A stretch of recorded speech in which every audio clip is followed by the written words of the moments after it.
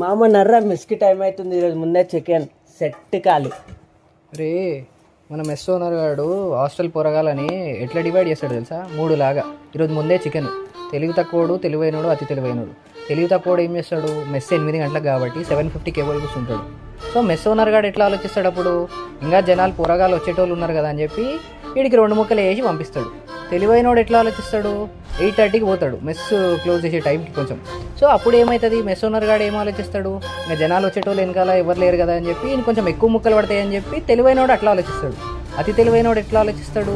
Mess close అయ్యి correct 10 నిమిషాల ముందు పోవాలని ఆలోచిస్తాడు. అంటే నేను అతి తెలివైనోడు కంటే తెలివైనోడు లాగా ఆలోచిస్తాను. అంటే మెస్ 9 గంటలకి బందంటే మనం 8:50కి పోవాలి. అప్పుడు మెస్ ఓనర్ గారు ఏమనుకుంటాడు?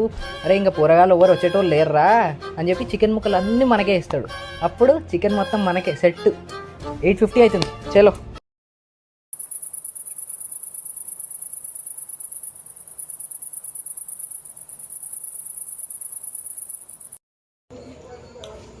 అన్నా.